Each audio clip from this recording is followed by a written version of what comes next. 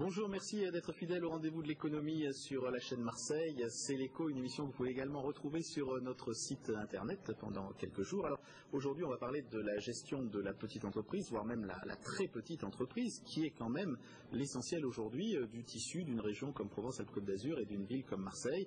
Donc des entreprises qui ne font pas des millions d'euros de chiffre d'affaires, qui n'emploient pas des centaines de salariés, mais qui sont quand même aujourd'hui l'élément essentiel de l'économie locale. Et on va en parler à travers ce qu'on appelle les centres de gestion agréés. Nous avons avec nous Madame Christiane Compagnie. Bonjour. Bonjour. Vous êtes présidente de la Fédération des centres de gestion agréés et vous avez tenu récemment votre congrès national à Marseille. À vos côtés, Monsieur Jean-Claude Haide, qui lui est le président du CGA 13 à Marseille. Et puis nous avons avec nous aussi Monsieur Albert Bovigny, consultant, et Madame Jacqueline Molini, qui est adhérente du CGA 13 et qui tient le magasin Chez Pierrot de coquillages que beaucoup de Marseillais connaissent, donc sur l'avenue du Prado, pratiquement au début de l'avenue de Mazars. Donc à la rue Paradis et l'avenue de Mazars. Voilà, un peu de publicité gratuite pour votre établissement. Mais alors dites-nous, on va commencer peut-être par vous, comme ça directement, qu'est-ce qui vous amène à être adhérente d'un CGA 13? Qu'est-ce que vous trouvez dans un CGA 13? Dans la CGA, dans la centre de gestion agréée. Énormément de choses. C'est un puits. C'est un puits dans lequel tous les commerçants devraient adhérer, Oui. auquel tous les commerçants devraient adhérer, parce que au niveau des formations, ça aide à s'élever, à se remettre en question en permanence. Les formations sont très comment dirais-je, c'est renouvelé. C'est accessible et renouvelé, c'est ça. Voilà, sont très renouvelés fréquemment. C'est dans tous les domaines, Monsieur Haide. Là, il y a des formations de gestion, des formations de comptabilité. On édite tous les semestres, si vous voulez, un calendrier de formation qui est vraiment hétéroclite parce qu'on a à peu près un aéropage de thèmes divers et variés qui vont à des formations en matière de bureautique, de comptabilité, de gestion de patrimoine. On a même, si vous voulez, des formations en matière de secourisme. On a également des cours en matière de formation de langue, compte tenu du fait qu'en 2013, il y a quand même un événement important qui va se passer à Marseille. Qui ont besoin de se former, voilà. Donc, et tout ça, effectivement, ça fait partie, si je puis dire, du package qui est inclus dans le paiement de la cotisation qui est pour 2009. Dérisoire. Voilà, qui est de 228 € TTC. Voilà. Très bien. Alors on est entré directement dans le vif du sujet. Donc Christiane Compagnie, ces acteurs que sont les centres de gestion agréés sont donc, on l'a compris, des accompagnateurs des très petites entreprises, des chefs d'entreprise qui n'ont pas forcément le temps d'avoir, ou même la structure, d'avoir un DRH, d'avoir un directeur comptable, etc. En fait, on y vient par son expert comptable le plus souvent dans un centre de gestion agréée. On y vient par son expert comptable, tout au moins jusqu'à aujourd'hui. Oui. Puisque en 2010, par la loi de finances 2009, il y aura d'autres orientations. D'accord. Mais si vous voulez, au niveau national, donc la Fédération des centres de gestion agréés regroupe 110 centres sur tout le territoire. D'accord. Ça représente 400 000 petites entreprises, Oui. 2 millions d'emplois salariés et non salariés, par l'intermédiaire de 6 000 correspondants experts comptables. D'accord, ça veut dire qu'en gros, un adhérent de CGA, ça a en moyenne 5 salariés, quoi. Non. C'est moins que ça. Moins que ça, parce que je vous dis emploi salariés et non salariés. D'accord, Donc ok. en comptant le chef d'entreprise, et ça représente à peu près 500 000 d'heures de formation. D'accord. Donc dans le coût de l'adhésion au CGA.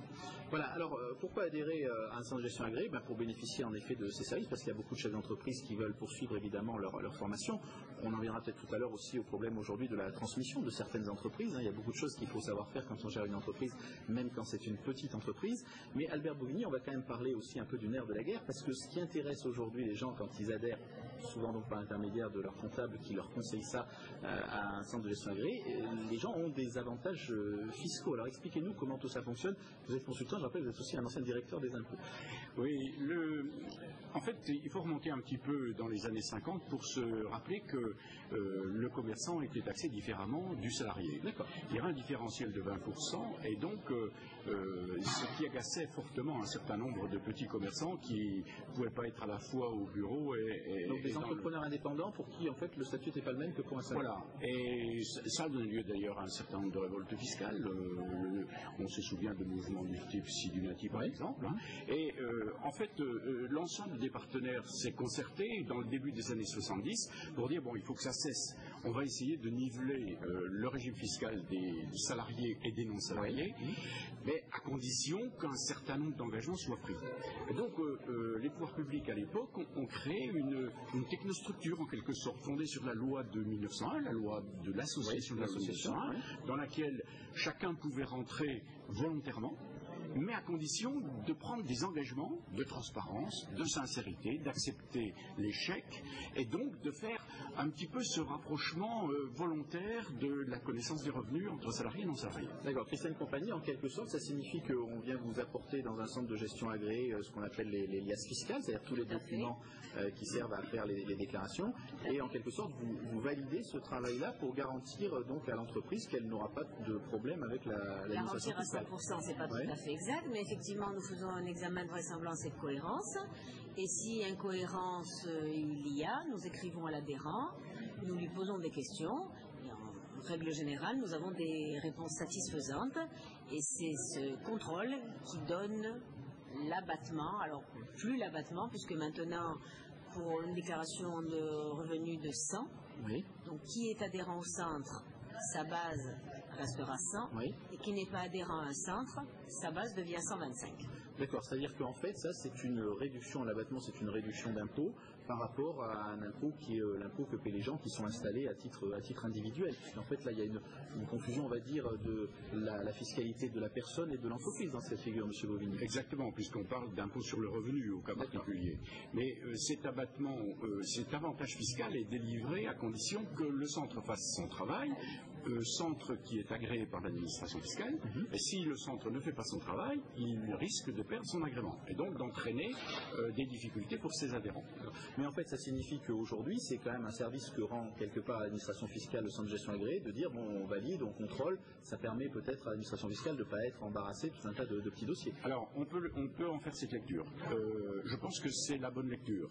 Il n'en demeure pas moins que dans notre société française, on a plutôt l'habitude de s'appuyer sur des corps intermédiaires pour pour créer le soubassement de la société.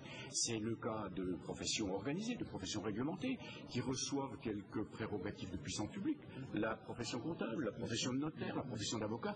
Et je crois que c'est une bonne chose que les corps intermédiaires amènent les citoyens à se prendre en charge plutôt que ce soit l'État qui toujours exerce cette fonction régalienne. On parle de rétablir la fessée. Je ne pense pas que ce soit une bonne manière. Surtout pas pour les petites entreprises. Jean-Claude Hay, ça veut dire quand même que vous avez plutôt des adhérents qui sont dans quel type de statut, pour bien expliquer les choses? C'est pas des sociétés, donc il faut que ce soit des entrepreneurs indépendants? Oui, si vous voulez, c'est essentiellement des entreprises individuelles, comme on le soulignait, qui sont assujetties à l'impôt sur le revenu. Ce sont des EURL à l'IR, ce sont des SRL de famille. Ce sont des sociétés de fait, effectivement, il y a une prépondérance de gens assujettis à l'impôt sur le revenu. Mais nonobstant, si vous voulez, même les sociétés assujetties à l'IS peuvent l'impôt sur les sociétés. Voilà, l'impôt sur les sociétés, peuvent tout à fait adhérer chez nous, moyennant le même type de cotisation que j'ai évoqué tout à l'heure, et bénéficier des mêmes prestations. Évidemment, dans ce cas-là, pour l'instant, et Christiane Compagnie pourra en dire un mot supplémentaire pour les sociétés IS, parce qu'il y aura peut-être un changement notoire et significatif, mais pour l'instant, si vous voulez, donc ce panel quand même de formation, le dossier de gestion, les statistiques qu'on n'a pas encore évoquées, leur est également offert dans la même proportion et en vertu de cette cotisation. D'accord. Donc Christiane Compagnie, aujourd'hui, c'est vrai que la cotisation et l'abattement, l'abattement permet d'amortir en quelque sorte la cotisation. L'abattement ou la non-surtaxation. Ou la non-surtaxation, voilà. Mais il y a aussi, en effet, des services qui sont fournis par le centre de gestion agréé et qui vont aider l'entreprise à s'organiser, peut-être même à avoir une vision de son activité. Parce que si vous pouvez faire ces rapprochements dont vous parliez, c'est parce que vous avez des bases statistiques importantes. Tout à fait. Alors, et quand une liasse fiscale d'un certain métier vous arrive, s'il y a quelque chose qui vous paraît étonnant par rapport à d'autres personnes qui travaillent dans le même secteur, c'est là où... En région, donc là, nous questionnons l'adhérent. D'accord. Mais une fois là, les liasses fiscales sont remontées à la Fédération des centres de gestion agréés et nous faisons des statistiques. Donc sur une population concernant quasiment 300 000 adhérents, qui représente 77 professions avec 11 secteurs d'activité.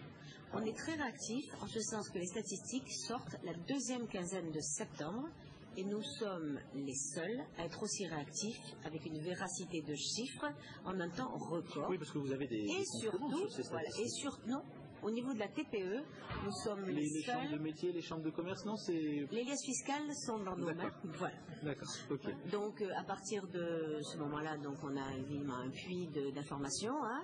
Du reste, le secrétaire d'État nous sollicite au niveau de ces chiffres. Ouais. Et nous faisons aussi, en cours d'année, des observatoires. D'accord. Hein. Parfait. Du reste, l'année dernière, M. Novelli nous a sollicité pour faire une enquête sur les bons de commande du bâtiment, donc en début d'année de crise. D'accord, très bien. Alors, Jacqueline Molini, qu'est-ce que vous êtes allé prendre, vous, dans le centre de gestion agréée? Parce que je suppose qu'il y a une sorte de catalogue de formation. Donc, expliquez-nous concrètement. Voilà, par exemple, la dernière formation dont vous avez bénéficié, c'était sur quoi? Bon, là, j'ai fait hier donc une formation sur le feng shui. C'était complètement en dehors. Ça peut aller jusque-là, oui, c'est très loin. Oui, La comptabilité, la tenue de la caisse, très varié. Ça, c'était du loisir. Je dirais que c'était du loisir. Mais bon, cela m'a permis de vérifier quelques bricoles dans mon fonctionnement et dans ma disposition. Mais ce que j'ai fait surtout, c'est que j'ai appris à me servir de l'ordinateur. Oui. C'est quelque chose que je ne savais pas faire il y a 10 ans. J'ai pris mon premier cours il y a 13 ans. J'ai appris Windows, j'ai appris Excel, j'ai appris Word, j'ai appris à faire mes statistiques, j'ai appris à faire mes bulletins de paie, alors que je ne savais pas allumer l'ordinateur. C'est quelque chose d'important quand même. Oui, et puis c'est peut-être une formation qui était très appliquée à ce que vous faites. C'était pas une formation théorique. C'était très théorique et c'était très général. Mais je me suis accrochée et j'ai fait moi-même mon bulletin de paye. Vous ne pouvez pas savoir ce que ça représente, peut-être parce que vous ne faites pas des bulletins de paye. Mais maintenant, j'ai c'est compliqué, ça apparaît comme ça. Quand on reçoit le sien, on se dit c'est pas si simple que ça. Hein. Oui, c'est pas simple du tout le dossier social. J'ai pu m'en occuper et comme ça, je peux parler avec ma comptable de choses concrètes. Je vois le dossier social évoluer parce que c'est de plus en plus compliqué, il y a de plus en plus de frais, c'est quelque chose que je donnais à mon comptable avant. Maintenant, j'en parle avec lui. Donc, je suis à même de savoir si je peux employer quelqu'un ou si je ne peux pas l'employer. Ok. Alors, Albert Bovigny, c'est vrai que c'est de plus en plus compliqué. On a dit qu'un des grands objectifs, quand même, tous les gouvernements qui sont succédés l'ont dit, c'est de simplifier la vie des entrepreneurs. On a l'impression qu'administrativement, ça se complique de plus en plus. Oui, c'est le général de Gaulle qui disait, qui répétait, on pourrait dire, à l'égard de la complexité aujourd'hui, simplification, sautant sur son siège. Mais je voudrais rebondir sur ce que vient de dire Jacqueline. Le fait qu'elle ait pu, à travers un réseau comme le centre de gestion, se mettre à l'informatique, c'est-à-dire entrer dans des conditions modernes d'exercice, c'est assez révélateur de ce que peut apporter le réseau, mais en plus, ce réseau, par cette action-là et en diffusant l'ensemble de ces process, participe à la modernisation de l'État. Je crois que simplification, vous le disiez, c'est aussi créer des schémas qui soient réduits à des expressions simples pour que l'entreprise ne soit pas trop soumise à la complexité. Et la télétransmission que le centre de gestion est obligé, depuis la loi de finances pour 2009, de faire, comme le réseau des professionnels de la comptabilité, est une illustration parfaite de la modernisation de l'État, ce qui entraînera des réductions de dépenses, et ce grâce aux adhérents des centres de gestion et au réseau des centres de gestion. Jean-Claude Heyd, on dit souvent que maintenant on essaie de faire en sorte que la petite entreprise puisse avoir accès à des marchés auxquels n'avaient accès que de très grandes entreprises, ou des entreprises, on va dire des grosses PME, notamment en ce qui concerne la commande publique. Là, par votre intermédiaire, une toute petite entreprise artisanale, libérale, va pouvoir avoir accès à ces marchés-là dans une démarche un peu mutualisée?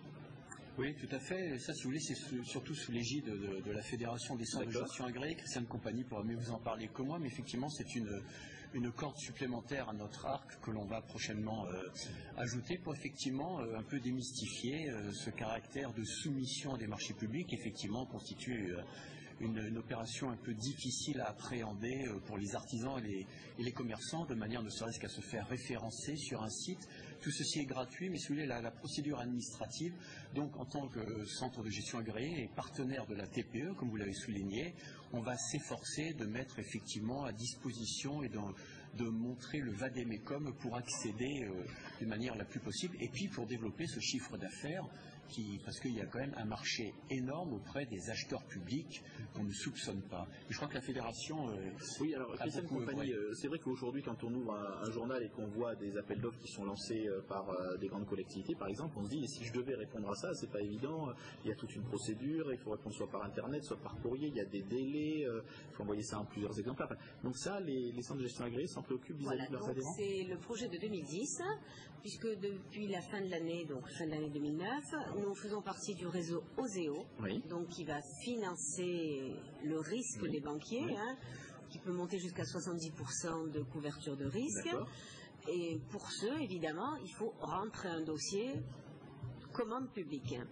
Donc, par le biais de la fédération et avec l'aide d'Agnès Bricard, nous allons faire une espèce de feuille de route pour les centres de gestion, et on a décidé d'avoir 5 ou 6 centres tests et de rendre des résultats en septembre 2010 en disant, vous voyez, votre petit artisan du bâtiment, il ne pouvait pas tout seul rentrer en contact avec l'école de quartier qui était en réfaction, et offre et demande conjointe aboutir à des commandes de proximité. Albert Bovigny, vous parliez tout à l'heure de la modernisation de l'État. Ce qui est important aussi par rapport à ces appels d'offres, c'est que désormais, allez, je vais être très provocateur, l'État est devenu un très bon payeur en matière de délai de paiement. Il y a des obligations maintenant qui permettent peut-être à des entreprises qui n'ont pas beaucoup ce qu'on appelle le fonds de roulement, c'est-à-dire le délai qu'il faut entre le moment où on fait le travail et où on encaisse le chèque, on va dire, d'être un peu plus sécurisé par rapport à ces délais de paiement. Exactement.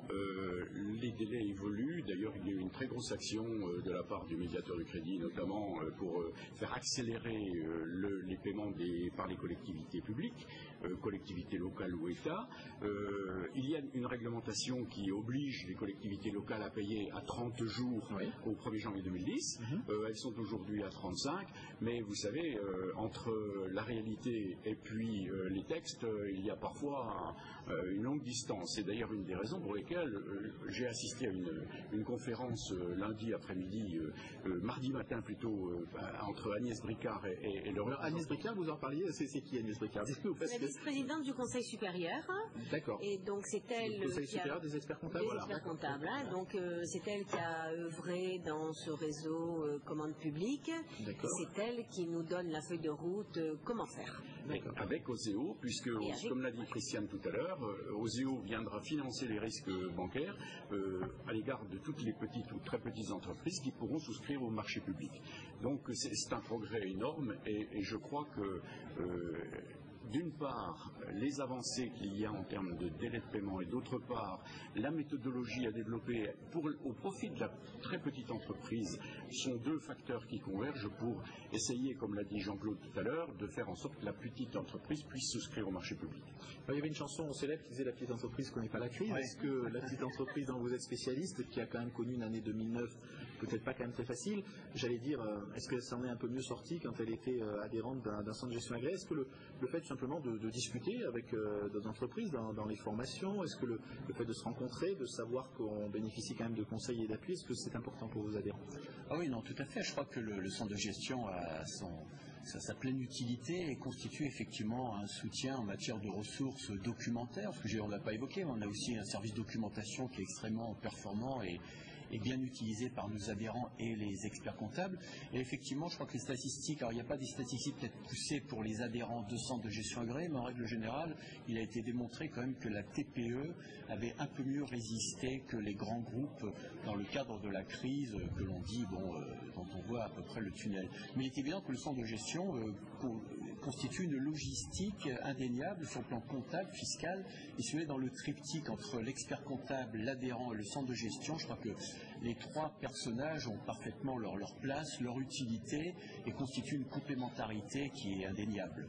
Et Christiane Compagnie, par rapport à cette notion de difficulté des entreprises, est-ce que vous êtes présente dans ce qu'on appelle aujourd'hui la prévention des difficultés des entreprises? C'est une mission nouvelle qui nous a été octroyée.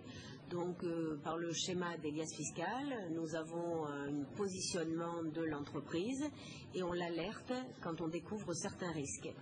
Je voudrais aussi rebondir sur nos chiffres, puisque donc, au premier trimestre 2009, nous avons fait, donc la FCGA a fait une conférence de presse et nous avons fait la une du Monde du mois de mai pour la réactivité de nos chiffres.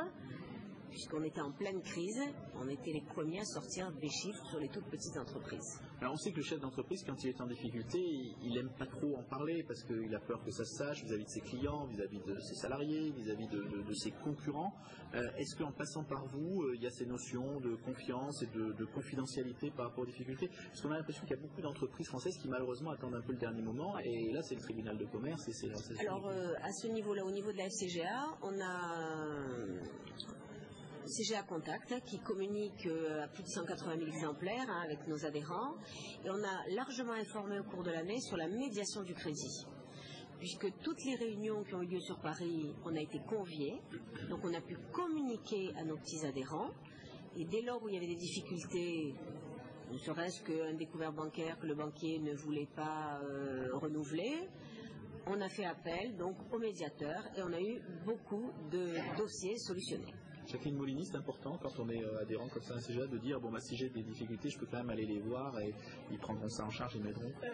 Oui, indépendamment de ça, il y a le CGA qui nous communique des statistiques qui sont vraiment très claires, qui parviennent à nous donner une idée de la situation où on est par rapport aux autres. Alors par rapport aux autres dans votre métier ou par rapport aux autres commerçants par exemple dans le 8e arrondissement c'est tout, tout à fait, par rapport à notre métier et par rapport aux autres commerçants. Et en plus, lors des formations, on rencontre des commerçants. Nous avons le même dialogue. Et on se donne des tuyaux. Qui a fait ci, qui a fait ça. Ah ben moi, tu sais, ça n'allait pas, alors j'ai fait des petits paniers. Ou moi, j'ai fait... Et cela nous aide à innover, à inventer. Il n'y a rien qui nous fait peur quand on est ensemble. Vous comprenez? Il n'y a plus rien qui nous... Je comprends parfaitement. Il n'y a plus rien qui nous fait peur parce qu'on est ensemble. On forme un réseau. Alors, ce réseau, est-ce qu'il est aussi actif dans ce qu'on va appeler aujourd'hui la transmission d'entreprise? Parce que si je regarde bien tous les chiffres, on nous dit que quand même il y a beaucoup de personnes qui aujourd'hui vont passer la main, cesser leur activité, transmettre. Pas forcément, heureusement ou malheureusement, dans le cadre familial. Souvent, les enfants, paraît-il, qui ont vu des commerçants ou des entrepreneurs travailler beaucoup plus que 35 heures par semaine, se disent, bon ben ma foi, il va peut-être falloir quand même que j'envisage un autre métier. Donc, qu'est-ce qui va reprendre ces entreprises? Est-ce que c'est des gens qui sont déjà dans vos réseaux, Jean-Claude? Est-ce que vous avez une sorte de bourse de relations entre des entrepreneurs qui veulent reprendre des entreprises, d'autres qui veulent céder? Non, écoutez, ils ne rentrent pas, si vous voulez, dans les attributions des centres de gestion agréés de s'occuper de la transmission de l'entreprise. Ce sera peut-être à l'ordre du jour dans quelques années, mais en l'état actuel des choses, ce n'est pas dans nos attributions. Et puis, comme je le signalais, si vous voulez, c'est pour bien délimiter aussi les règles de territorialité, si on peut parler comme ça, entre les compétences de l'expert comptable, qui demeure le conseil privilégié de l'entreprise, le centre de gestion agréé, comme on l'a évoqué, de par sa complémentarité, et l'adhérent. Mais en matière de transmission, nous n'avons pas une bourse d'échange ou de sites, si vous voulez, sur lesquels sont référencées les offres. Mais après tout, pourquoi pas? On peut toujours effectivement innover dans le but, mais si vous voulez, il s'agira quand même de bien respecter les prérogatives de chacun, et la transmission d'entreprise reste quand même le domaine privilégié, ne serait-ce que par le côté fiscal, de l'expert comptable, qui demeure encore une fois le conseiller principal. D'accord, donc on a bien compris en effet le côté territorial. Cependant, exactement. Donc, nous avons eu de longs échanges avec le Conseil supérieur de l'ordre des experts comptables pour regrouper nos chiffres, avec l'Empresega, qui est une association permanente de centres de gestion, et on a des projets ensemble. D'accord. Alors Albert Bovigny, est-ce que ce système des centres de gestion agréés est un système original et franco-français, ou est-ce que c'est un système, au moment où on parle un peu d'harmonisation fiscale européenne, qu'on pourrait conseiller à nos partenaires ou dont ils pourraient se saisir? Il est très franco-français. Il n'y a pas beaucoup d'exemples à l'extérieur, en Europe. Il n'y a pas beaucoup d'exemples dans le monde. Il faut dire que peut-être la fiscalité française est-elle un peu singulière.